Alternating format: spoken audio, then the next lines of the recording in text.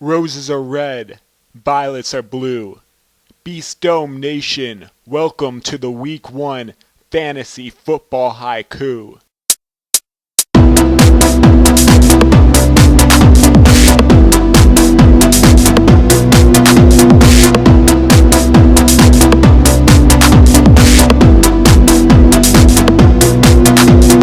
Let's start in the NFC East, where the Cowboys are now 1-0. Tony Romo was so-so, 263 yards, 2 touchdowns, pretty mediocre, throwing that INT, and you're better off playing with the Joker.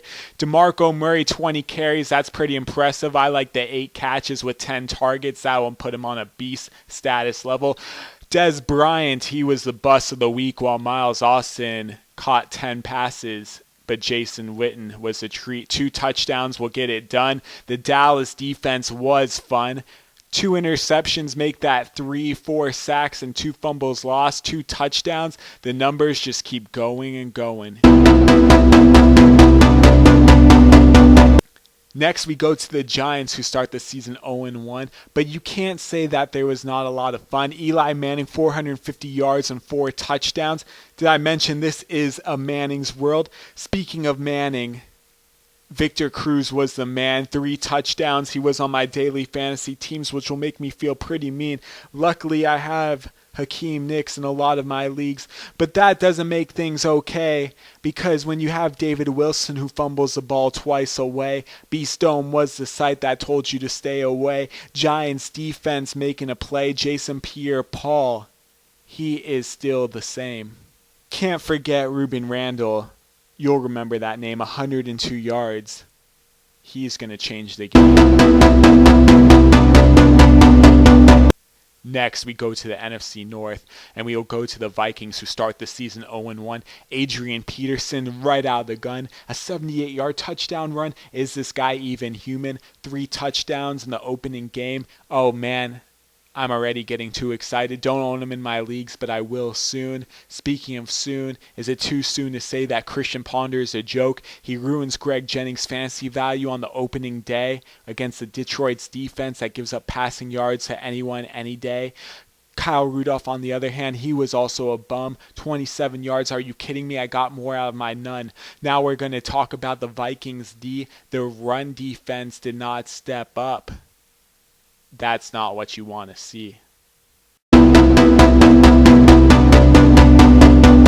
Now we go to the Lions, who are now 1-0. Matt Stafford, David Akers, that's the perfect QBK combo.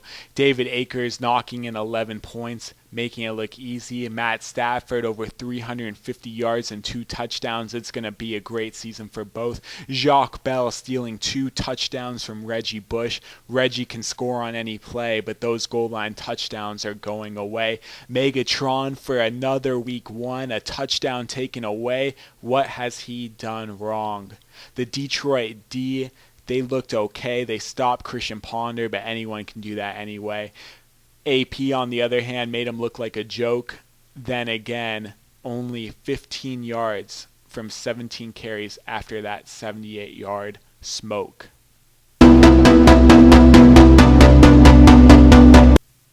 Next, we go to the Bears, who start the season 1-0, and boy, did they put up a show.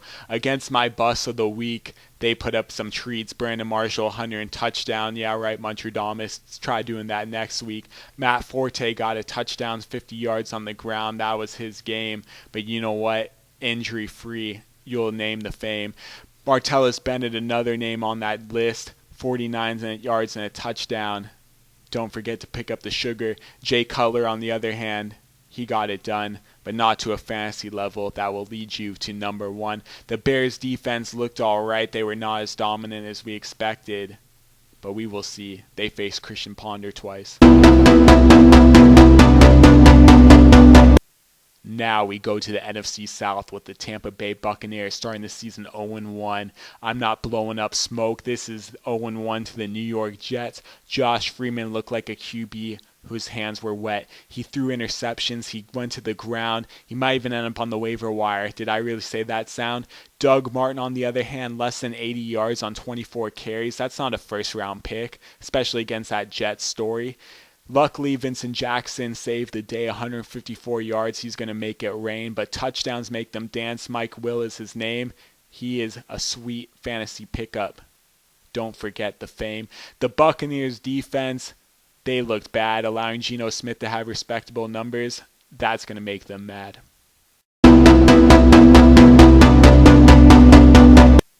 Now we go to the Falcons, who start the season 0-1. Roddy White, your owners are going to have a lot of fun trying to heal your ankle as often as they can, doing spiritual dances that only real men can send. 300 yards against the Saints. Matty Ice, that won't get it done. A touchdown was cool. A 2 was fun. The interception was all right, but I'm not looking for that fight because you drafted him as your 4th-round QB, and that was not worth it. With Roddy White down and Julio to steal the show. Did Julio really steal the show? I don't think so. Only 76 yards and a touchdown. That fumble loss will leave his owners with the frown. Tony G in the building looking one step slower. That red zone touchdown was something that made your grandpa look older. Steven Jackson was the target in the backfield. He will get his options, but he dropped the game-winning touchdown when it mattered most. Next, we go to the Saints, who start the season 1-0, thanks to Drew Brees, who knew how to put up an opening day show. 357 yards highlighted his day because 2 touchdowns and 1 interception won't get it done anyway. The 3-headed monster of Thomas, Sproles, and Ingram was alive. Those carries were split evenly, just like Paris Hilton with 3 guys. Now we look at the receivers, and no one stood out. Darren Sproles led the way with 88 yards, but that won't be consistent. Marquise Colson caught the touchdown and Jimmy got his 2, but both with less than 15 fantasy points. This is something new. The Saints defense stepped it up a notch. They limited the Falcons to only 2 touchdowns, which is not a lot. Last in the NFC South, we go to the Panthers to start the season 0-1. Cam Newton was nothing but a disaster. 125 yards, 1 touchdown. That's going to be a common theme, especially against that Seahawks secondary. D'Angelo Williams, 76 yards, and that fumble loss will not get it done. Steve Smith, on the other hand, 51 yards and a touchdown. That was better than you can expect from him, son. Greg Olsen, 56 yards, led the team in targets. He's going to be a nice fantasy sleeper, especially when they're not playing a team like the Seahawks. The Panthers defense, they were something else, limiting the Seahawks to 1 touchdown. It's going to be a good season to own them. They are a good sleeper unit, especially with Luke Kuechly leading that gem. Last, we go to the NFC West, where we'll start with the 49ers, who are 1-0. Colin Kaepernick, he stole the show. 412 yards, 3 passing touchdowns. I don't even need to say his rushing numbers, but I will anyways because he only had 22. This is something new. Colin Kaepernick, he could be the number 1 guy from here on out. You heard it here too. Speaking of receivers, Beast Dome, highest ranked player. Anquan Bolden, 208 yards and 1 touchdown. That will get it done. Vernon Davis, 98 yards, 2 touchdowns. That is very fun.